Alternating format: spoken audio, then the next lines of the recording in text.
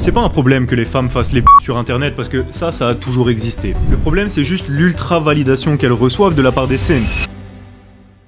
Parce que les femmes, ça reste des êtres humains en fait quand on y pense. C'est des êtres humains qui sont moins intelligents et qui savent pas conduire, mais c'est des êtres humains quand même. Et demander à une femme de pas être biaisée par Jean Hervé avec sa photo de profil en contre-champ qui te propose 1000 balles pour que tu l'insultes, bah c'est un peu comme demander à un homme de rester super monogame et super concentré dans sa relation quand il y a des milliers de 10 sur 10 qui lui courent après, tu vois. Biologiquement, c'est pas facile. Alors le truc avec l'ultra-validation sur les réseaux, c'est que les femmes, elles ont survécu uniquement grâce à l'existence et à l'acceptation d'un groupe. Parce qu'une femme toute seule dans la forêt, bah comme elle a personne avec qui parler d'astrologie, elle meurt déshydratée en 35 heures. Et donc, comme elle avait besoin du groupe pour sa survie, celles qui ont biologiquement accordé beaucoup d'importance aux relations et à la validation des autres hommes avaient forcément plus de chances de survie. Donc elle a évolué pour être accro à la validation, cette femme-là. D'ailleurs, les gauchistes, si tu remarques, ils essayent de se faire voir comme des femmes un peu dans la société maintenant, tu sais. Ils ont cru qu'ils auraient droit aux mêmes privilèges simplement en se féminisant. Sauf que ce qu'ils ont pas compris, c'est qu'ils ont pas les mêmes attributs en fait, tu vois. Et que les femmes, on leur tient à la porte pour une raison, qui est beaucoup moins valable quand t'as une tête de farfadet avec un corps sans gluten. Donc, historiquement, quand t'es un fardeau,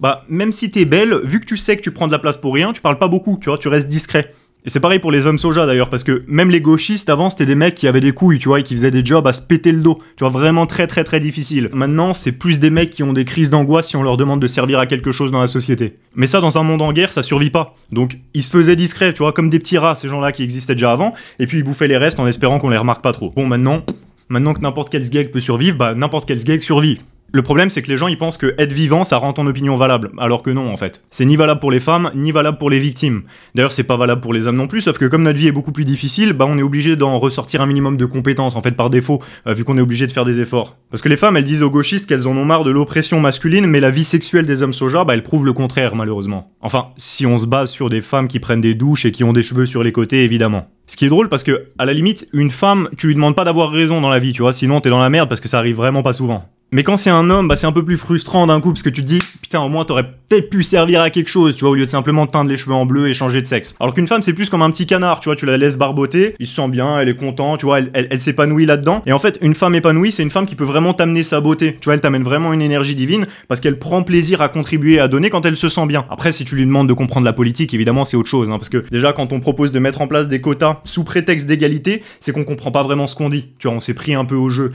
Parce que, en fait, forcer une boîte à embaucher des gens plutôt que d'autres, c'est pas de l'égalité en fait, c'est justement la définition même de l'injustice. Et en plus, c'est forcer les entreprises à faire de la merde, parce qu'une boîte, elle embauche pas des gens pour leur couleur de peau ou pour leur sexe, mais pour l'argent qu'ils vont rapporter, si tu veux. Donc s'ils gagnaient plus d'argent à embaucher des femmes, t'aurais pas besoin de les forcer à le faire.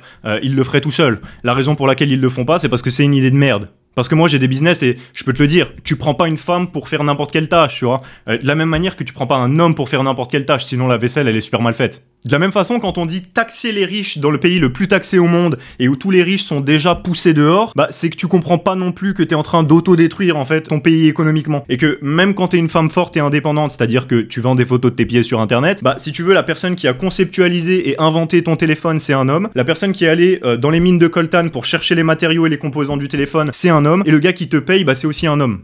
Du coup, tout ton monde, il existe uniquement grâce aux hommes, et tu vas détruire un pays qui va finir par ressembler à des chiottes géantes remplies d'LGBT, qui sont probablement la portion de la population qui produit le moins de valeur de l'histoire de l'humanité. Au passage, croyez pas que je me considère d'extrême droite sous prétexte que je taille les gauchistes ou les incohérences, Je fais pas référence au mouvement politique, mais à la mentalité de victime des individus qui gangrènent le pays. C'est-à-dire que quand tu fais primer une théorie qui fonctionne que sur une ligne, type augmenter les salaires et taxer les riches, c'est que tu comprends pas que c'est les riches qui versent les salaires déjà dans un premier temps. Donc mon problème, il est surtout là. C'est plutôt, c'est pas une question de parti politique plutôt qu'un autre. C'est plutôt juste l'épidémie de teubé qu'il y a sur Terre. Simplement parce que pour la première fois de l'histoire de l'humanité, ils arrivent à survivre vu qu'ils ont pas besoin de chasser et de faire des efforts. Après en soi, y a pas vraiment non plus un énorme souci parce que sache que le mec qui couche avec ta pote la gauchiste, quand il est avec elle, ils se foutent de ta gueule ensemble en fait. Parce que la nature elle est bien faite. Du coup, elle veut que les gagnants gagnent et que les perdants perdent parce que ça rend tout plus pratique. Et de la même manière que de se diminuer avant de faire un truc, tu vois, et de vivre comme une victime comme ça, ça baisse tes probabilités de réussir, considérer que c'est aux riches de te donner plus d'argent au lieu que ce soit à toi de créer plus de valeur, et aux hommes conquérants d'arrêter de baiser toutes les femmes sur qui tu fantasmes, c'est un peu comme demander à un lion d'arrêter de chasser parce que toi t'as faim. T'espères que ça va te donner plus de nourriture, mais ça te rend toujours pas assez bon pour mériter de manger. Par contre, ça rend la vie des lions très drôle, parce que tu participes à la polarisation quand tu fais ça. Donc les mecs comme moi, ils achètent des montres en diamant noir serties à la main, et toi tu regardes l'heure sur une Casio en plastique en critiquant la mondialisation. Mais t'as le droit de continuer de vivre comme ça, remarque, ça... y a absolument aucun souci, parce que c'est un peu grâce aux mecs comme ça que la vie elle est facile. Parce qu'aux yeux des femmes, les pauvres, bah elles ont pas vraiment le choix pour avoir des hommes impressionnants ou même qui servent à quelque chose dans la vie. Donc ça rend la vie vraiment très marrante quand t'es du bon côté de la polarisation. En tout cas, bon courage à eux parce que ça doit pas être facile. Par les pauvres. Je m'en fous des pauvres.